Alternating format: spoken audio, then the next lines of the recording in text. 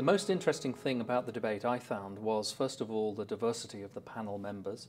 And I think the second thing is the way the questions worked, the official questions that we had using the voting system, but also the questions from the floor. I think investors and advisors face real problems in preparing for the changing world of the next decade, because the reality is that most of them have developed their craft in a decade or two when conditions were fairly stable, and it seemed to be fairly easy to predict what was going to happen. I think the debate tonight really covered quite a lot of wide-ranging areas of interest, actually. I was quite surprised to see that only 29% of people, for example, thought that Greece would remain in the euro. When you work in the markets, you really get a polarised view. You're either one way or the other. So it's quite interesting to get other people's sort of views on these things. I thought that there was a diversity of profiles, which was absolutely key to the diversity of exchanges, viewpoints, and so on.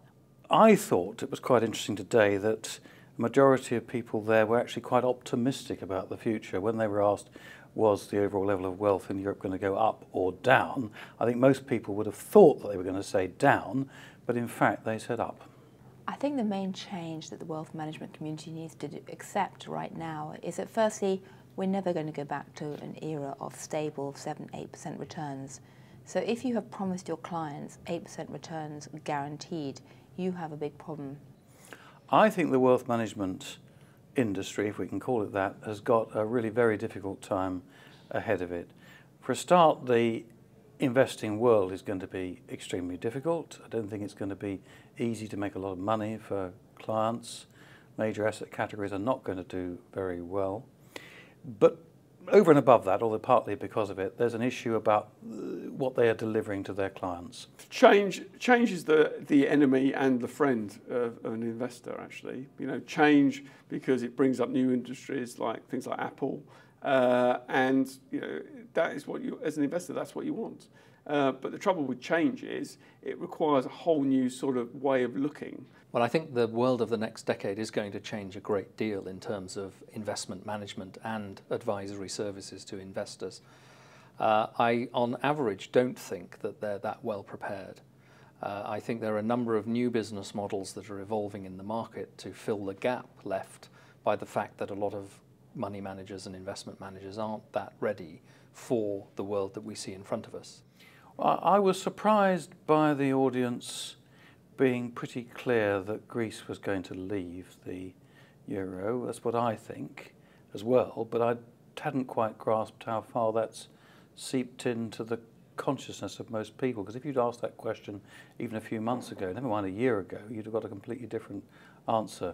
I found that one question and its answers in particular was surprising. It was a question about globalization and diversification.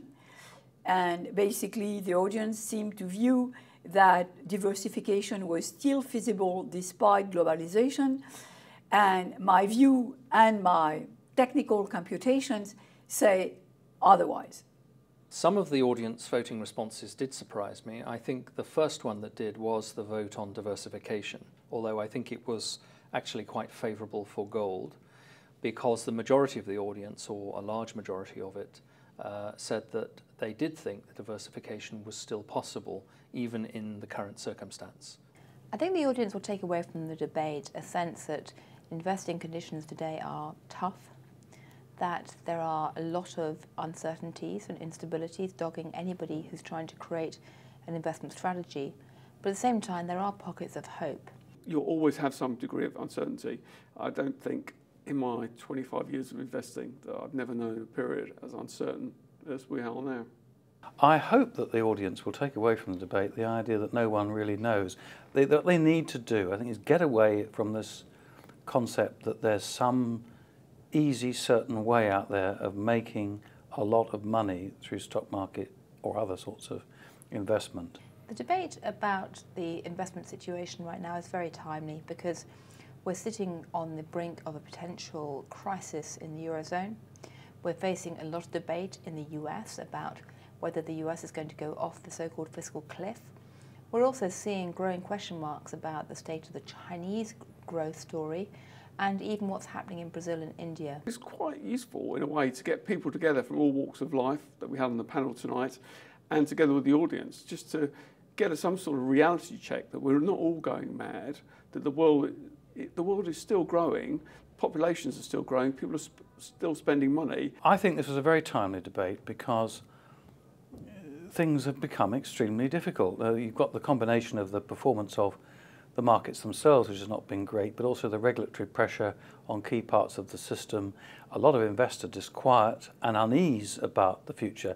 It's very difficult to advise clients as to quite where they should put their money. Everything seems either overvalued or very unsafe and dodgy.